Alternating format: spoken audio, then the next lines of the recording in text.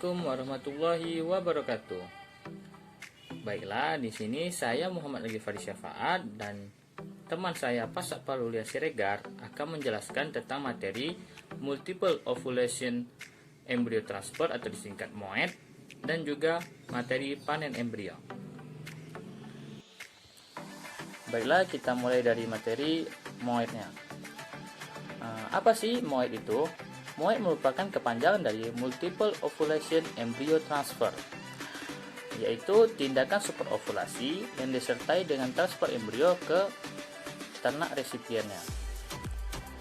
Selanjutnya, manfaat dilakukannya Multiple Ovulation Embryo Transfer ini antara lain untuk memperbanyak ternak yang berkualitas,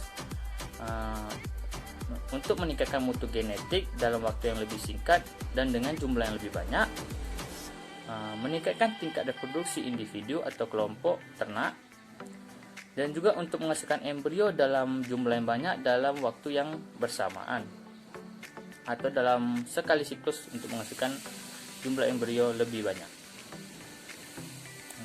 Selanjutnya, dalam teknik MOET ini apa saja hormon yang digunakan?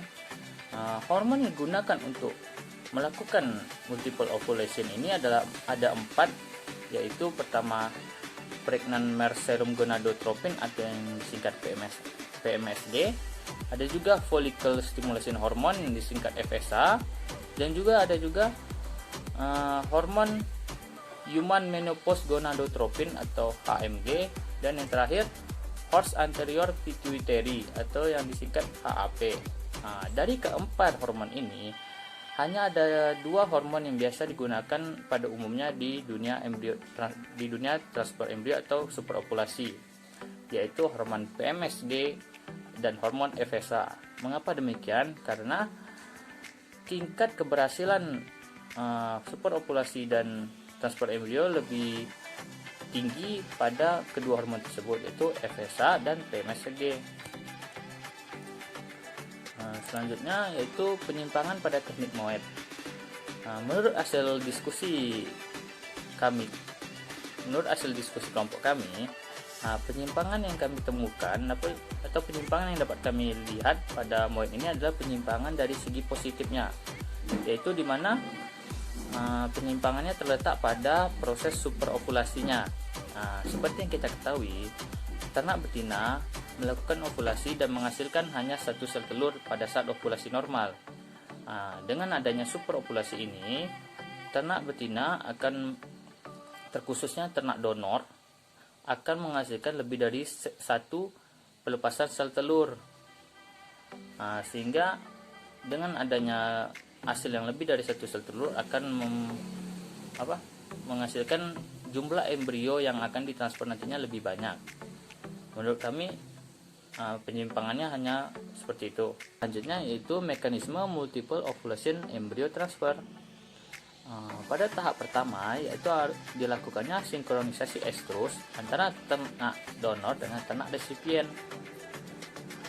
Selanjutnya dilakukan superovulasi, yaitu penyuntikan hormon gonadotropin seperti PMSG atau FSH pada ternak donor. Setelah itu dilakukan superovulasi, masuk ke tahap inseminasi buatan, yaitu melakukan inseminasi buatan pada ternak donor tersebut yang telah dilakukan superovulasi sebelumnya. Selanjutnya dilakukannya evaluasi embrio, yaitu kita melihat apakah embrio tersebut layak untuk dilakukan pengawetan pada embrio tersebut untuk digunakan untuk masa yang akan datang, ataupun embrio tersebut hanya dapat dilakukan transfer embrio secara langsung tanpa melalui pengawetan terlebih dahulu. Selanjutnya yaitu dilakukannya transfer embrio pada ternak donor. Setelah dilakukannya transfer embrio tersebut kepada ternak donor, barulah kita tahap terakhir yaitu mendiagnosis kehamilan, yaitu apakah berhasil kegiatan multiple ovulasi kita atau tidak. Baiklah, selanjutnya masuk ke materi panen embrio. Pada metode panen embrio ini dilakukan dengan 2 metode, yaitu metode tanpa bedah dan metode dengan pembedahan. Di sini saya akan menjelaskan metode tanpa bedahnya. Pemanenan embrio dilakukan pada saat tanpa pembedahan ini dengan cara dilakukannya via cervix menggunakan media pembilas cairan ringer laktat yang dicampur dengan cough serum 5-10 ml ditambahkan dengan penisilin 100.000 IU dan ditambahkan dengan streptomycin 0,1 gram. Pemanenan embrio tanpa bedah ini dapat dilakukan pada hari ke-7 setelah IB pertama dilakukan. Selanjutnya itu tahap perkembangan embrio. Tahap perkembangan embrio ini ada 4 tahapan. Yang pertama itu morula. Biasanya sel berbentuk seperti bola atau disebut ball of cell.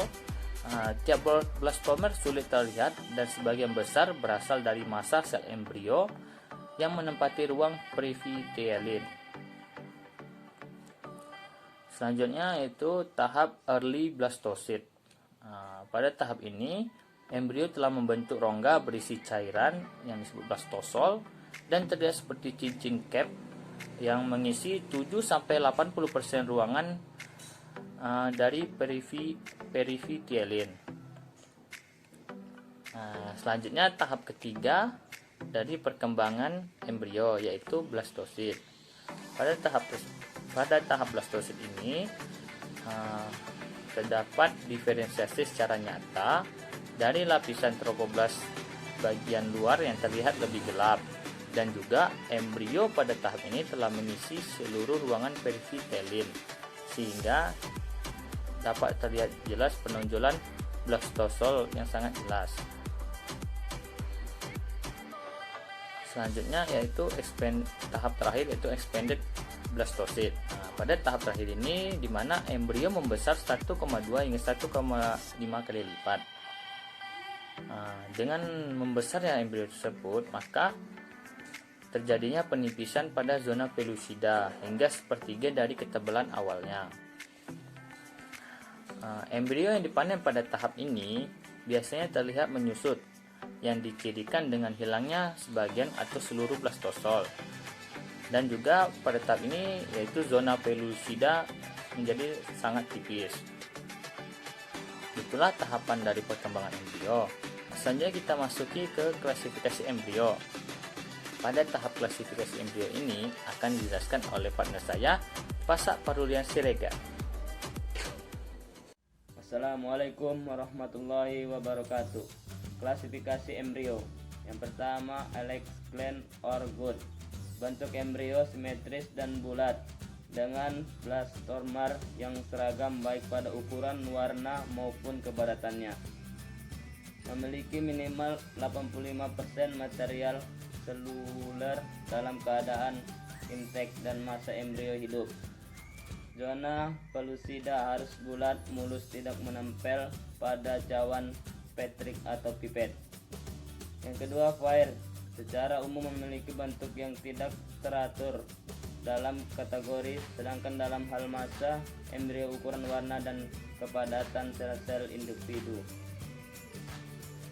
Memiliki sel intek dan massa embrio hidup minimal sebanyak 50%.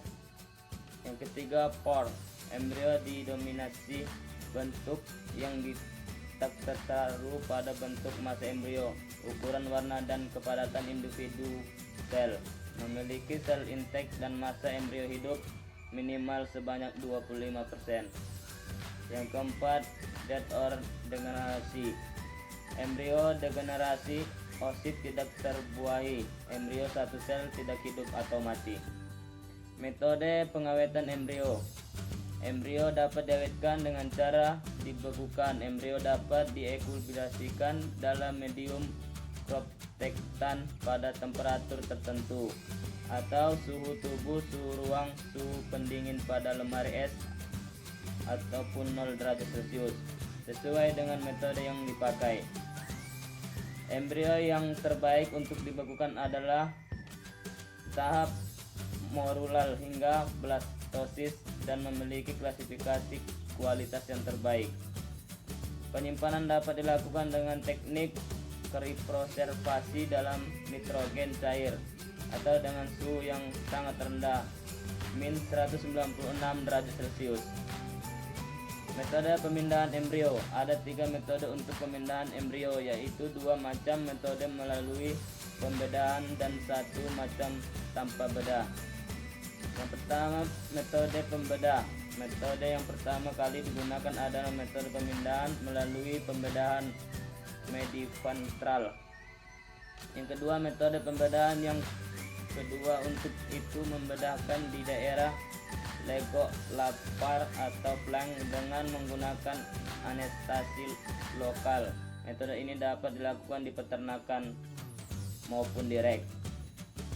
Metode tanpa bedah. Metode ini hampir mirip dengan pelaksanaan inseminasi buatan karena alat yang digunakan itu hampir sama seperti inseminasi. Mulai dari pipet, inseminasi plastik yang kuat dan elastis dilengkapi dengan selang plastik, inseminasi gun transfer kanul dengan bagian depan ujungnya memiliki lubang tempat pengeluaran embrio.